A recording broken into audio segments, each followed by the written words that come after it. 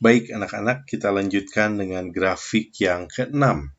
Grafik yang ke-6 ini merupakan grafik kecepatan terhadap waktu. Jadi sudah mulai beda ya. Grafik nomor 1 dan sampai dengan nomor 5 itu adalah grafik jarak terhadap waktu. Ini adalah kecepatan terhadap waktu. Nah, grafik yang ke-6 ini mirip sekali dengan grafik yang ke-1. Memang sengaja Bapak tiru dari grafik yang ke-1. Oke, Bapak coba perlihatkan grafik yang ke-1 ya. Grafik yang ke-1. Ini adalah grafik yang ke-1 anak-anak.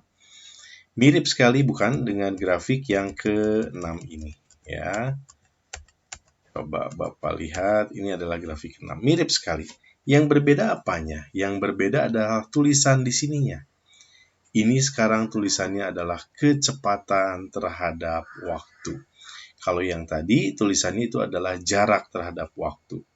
Jadi, walaupun grafiknya mirip, angkanya 4, bentuknya seperti ini, tetapi karena merupakan grafik kecepatan terhadap waktu, maka kita bisa tahu bahwa ini menggambarkan gerak benda yang berbeda dengan gerak benda di nomor 1. Apa yang kita bisa coba simpulkan? Kita lihat ya, saat 0 detik, berapa kecepatannya? Saat 0 detik, kita lihat kecepatannya adalah 4 meter per detik. Ingat ya, bukan 4 meter, tapi 4 meter per detik. Karena sumbu Y kecepatan itu satuannya adalah meter per detik. Pada saat 1 detik, berapa kecepatannya? Oh, 4 meter juga. 1 detik, kecepatannya adalah 4 meter per detik. Pada saat 2 detik, Pak, bagaimana saat 2 detik? Kita lihat. Pada saat 2 detik, kecepatannya adalah 4 meter per detik juga. Pada saat 3 detik, berapa kecepatannya? 4 meter per detik juga. Dan terakhir, pada saat 4 detik, ya kita cukup sampai 4 detik saja. Nggak usah lihat 5, 6, 7. Pada saat 4 detik, berapa kecepatannya? 4 meter per detik juga. Apa kesimpulanmu untuk grafik yang ini? Menurut kamu bendanya bergerak atau diam? Atau bergerak dengan kecepatan tetap? Bergerak, diam, atau bergerak dengan kecepatan tetap? Nah, karena dalam tiap pertambahan 1 detik kecepatannya tetap, kita bisa menyimpulkan bendanya tidak diam, tetapi benda bergerak dengan kecepatan tetap. Bisa diikuti ya? Jadi mirip dengan grafik soal nomor 1 tadi, tapi ini beda gerakannya. Ini adalah grafik benda yang bergerak dengan kecepatan tetap. Oke, bisa diikuti ya. Ini adalah grafik benda yang bergerak dengan kecepatan tetap. Kalau ditanya berapa kecepatannya, ya 4 meter per detik. V-nya sama dengan 4 meter per detik. Oke. Nah, sekarang ada hal yang bisa ditambahkan terhadap grafik ini yang kita bisa pelajari. Berapakah, sekarang pertanyaannya, Bapak izin untuk hapus dulu. Izin untuk hapus dulu, sebentar ya. Eraser, Bapak hapus dulu ya.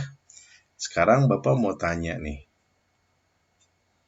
Berapakah jarak yang ditempuh dalam 1 detik?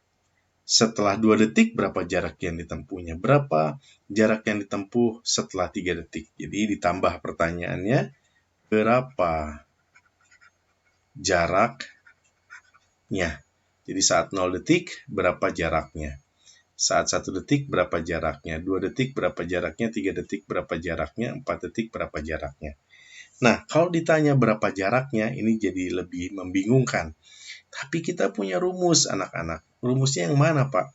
Rumusnya adalah V sama dengan S per T. Kalau kita kali silang, ingat pelajaran matematika, kalau kali silang, S itu sama dengan V kali T. Oke. Jadi S itu apa sih? Jarak. Jarak itu adalah kecepatan dikalikan waktu. Oh, kita dapat rumus yang penting sekarang. Artinya, kita bisa mendapatkan jarak dengan mengalikan kecepatan dan waktu. Oke, kita mau coba. Misalnya saat 0 detik, berapa jarak yang ditempuh? Waktu 0 detik, dia belum bergerak. Sudah siap bergerak dengan kecepatan 4 ya. Tapi belum mulai bergerak. Oke, saat 1 detik, berapa jarak yang ditempuh? Oh, saat 1 detik, jarak yang ditempuh sama dengan luas bidang ini. Kenapa seperti itu, Pak? Ingat, S itu adalah V kali T. V-nya apa? Sumbu Y. T-nya sumbu X. Jadi kalau gitu, apa yang kita bisa simpulkan? Kita simpulkan bahwa luas bidang ini menyatakan jaraknya. Oke, kalau gitu 4 kali 1 berapa? 4 meter. Jadi antara 0 detik dan 1 detik jarak yang ditempuh adalah 4 meter. Sip. Nah, sekarang sesudah 2 detik berapa jarak yang ditempuh? Gampang, S sama dengan V kali T. Jadi kecepatannya berapa? 4. Waktunya 2 detik. Oh, kalau gitu setelah 2 detik dia menempuh luas area yang lebih besar. Ini jarak yang ditempuh oleh dia. Jadi, dari kalau T-nya sama dengan 2 detik, T-nya sama dengan 2 detik, ya, maka S sesudah 2 detik sama dengan V dikalikan T. V-nya berapa? 4, kan kecepatan konstan. T-nya berapa? 2 detik. Jadi kalau sesudah 2 detik, berapa jarak yang ditempuh? 8 meter. 8 meter itu sama dengan luas area yang Bapak arsir ini. Satu kali lagi. Pak, berapa jarak yang ditempuh sesudah 3 meter? Sesudah 3 detik. Pakai aja rumus ini. S sama dengan V kali T. Jadi Bapak tulis di bawah ya sini. Saat S-nya 3 detik, ya, saat T-nya 3 detik, jarak yang ditempuh adalah V kali T. V-nya berapa? 4. Kecepatannya kan konstan 4. Waktunya berapa? 3 detik. Jadi berapa jarak yang ditempuh? 12 meter. Mana itu Pak kalau diarsir ini? 4 kali 3, 12 meter. Jadi sesudah 3 detik, jarak yang ditempuh adalah 12 meter. Jadi kita bisa belajar bahwa area di bawah grafik menyatakan jarak yang ditempuh. Ya, di sini Bapak tambahkan area atau luas ya Bapak. Hapus dulu luas di bawah grafik ini ya. Luas di bawah grafik. Luas di bawah grafik menyatakan jarak tempuh. Ya, jadi kamu tinggal cari berapa luasnya itu jarak tempuhnya. Pak, kalau 16 detik berapa jarak yang ditempuh? Tinggal 4 kali 4, betul nggak? 16 meter. Dah, begitu saja dari grafik nomor 6 ini. Kita lanjutkan dengan grafik yang berikutnya. Grafik yang ketujuh. Nah, ini juga mirip ya dengan grafik yang kedua. Tetapi sekarang adalah kecepatan terhadap waktu. Nah, apa artinya ini? Kita coba data kembali. Saat 0 detik, ya. 0 detik. Berapa kecepatannya? 0. Betul ya. Kita lihat ini adalah grafik A, ini adalah grafik B. Sama seperti grafik nomor 2 tadi. Pada saat 0 detik, berapa kecepatannya? 0 meter per detik. Ya. Pada saat 1 detik, berapa kecepatannya? Oh, ternyata di sini 2 meter per detik. Oh, naik ya. Pada saat 2 detik, berapa kecepatannya? Pada saat 2 detik, kecepatannya 4 ya. 4 meter per detik. Oke, kita coba lagi. Pada saat 3 detik, berapa jaraknya? Pada saat 3 detik, kecepatannya adalah 6. Oke, kita tulis 6 meter per detik. Udah, data yang ada tinggal segitu saja. Jadi dari 0 detik sampai 1 detik, kecepatannya bertambah 2 meter per detik. Dari 2 ke 4, kecepatannya bertambah 2 meter per detik. Dari 4 ke 6, kecepatannya bertambah 2 meter per detik. Artinya apa nih? Asalnya kecepatannya 0, sekarang jadi 2, jadi 4, jadi 6. Semakin tambah detiknya, kecepatannya semakin meningkat. Oh, kita bisa simpulkan bahwa benda bergerak maju dengan percepatan tetap, atau the motion of the object getting faster. Jadi tambah cepat gitu. Seperti yang tadi, jadi ada tambah lama tambah cepat. Ya, digas terus gitu kalau motor atau mobil. Kebayang ya yang Bapak maksudkan ya. Nah, apa bedanya dengan grafik B? Oh, grafik B lebih landai. Nah, mirip dengan grafik nomor 2 tadi. Kalau grafik A, kecepatannya lebih tinggi di grafik 2 ya. Kalau grafik B, ini percepatannya lebih lambat. Dia bergerak maju dengan percepatan tetap juga, tapi percepatannya tidak sebesar dengan percepatan di grafik A. Pak, gimana sih cari percepatan? Kamu sudah diajarkan sebetulnya di PowerPoint-nya bahwa percepatan itu adalah VT min V0 per T. Ya. Nah, bagaimana mencari percepatan grafik A? Gampang. Kita tinggal cari satu titik. Misalnya Bapak pilih titik ini ya. Titik ini. Di grafik A, Bapak pilih titik itu. Jadi berapa percepatan pada grafik A? Mudah ya. VT itu adalah kecepatan akhir dikurangi kecepatan awal. Kecepatan akhirnya berapa? 6. Kecepatan awalnya, ini perubahannya, ini ya. Awalnya sih kecepatannya 0, dikurangi 0. Berapa waktunya? 3 detik, betul ya? 3 dikurangi 0. Jadi berapa percepatannya? 2 meter per detik kuadrat. Itu adalah percepatannya. Jadi percepatan di sini bisa diperoleh dengan kemiringan garis. Tinggal Y dibagi X. Jadi tingginya jarak kecepatannya dikurangi kecepatan awal dibagi selisih waktunya. 6 dikurangi 0 dibagi 3 dikurangi 0. Jadi percepatannya 2 meter per detik kuadrat. Emang gimana dengan percepatan yang B? Percepatan B sama ya, VT min V0 per T. VT-nya berapa? VT-nya misalnya kita ambil salah satu titik. Ini kita ambil titik ini ya, Bapak lingkarin di titik B. Kecepatan akhirnya berapa? Kita tarik garis. Kecepatan akhirnya 3. Kecepatan akhirnya 3. Kecepatan awalnya di sini aja 0. Selisih waktunya, di sini adalah 6. Waktu awalnya adalah 0. Jadi di sini bisa tulis 6 dikurangi 0. Percepatannya itu adalah setengah meter per detik kuadrat. Sip. Oke. Bapak tanya lagi nih. Berapakah jarak yang ditempuh mobil A sesudah dia bergerak 3 detik? Nah, sekarang Bapak tanya lagi nih.